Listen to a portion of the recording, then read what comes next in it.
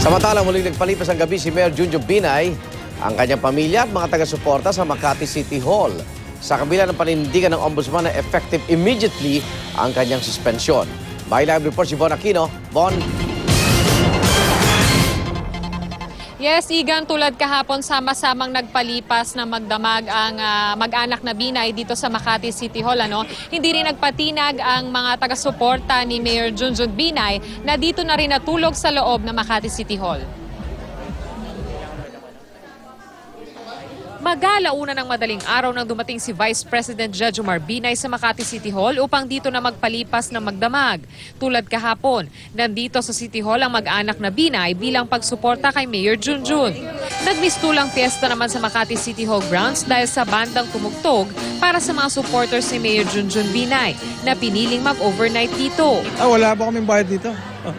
Kusang loob po kami pumunta rito para magpasaya ng mga tao.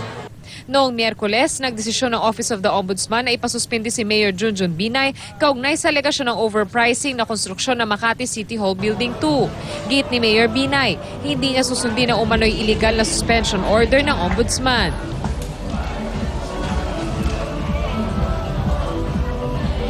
Igan, sa mga oras na ito ay patuloy pa rin itong vigil ng mga taga-suporta ni Mayor Junjun Binay. Inaantabayanan na lang natin yung pagsisilbi ng DILG nitong preventive suspension order na na magaganap anumang oras ngayong araw. Igan? Bon, kailan daw nila inaasahang lalabas yung TRO na hinihingi nila dito sa CA?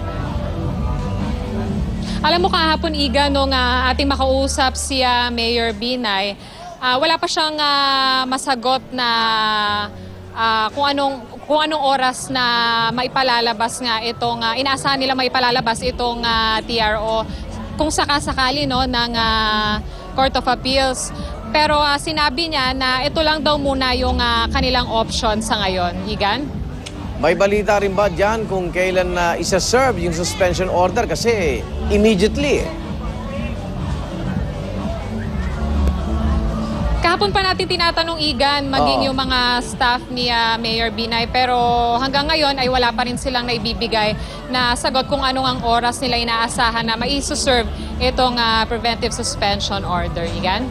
Wala ka ba nakita umiikot-ikot na taga-DILG dyan dahil sila yung magsaserve ng suspension order na yan? Sa ngayon, Igan, wala pa tayong nakikita mga taga-DILG dito.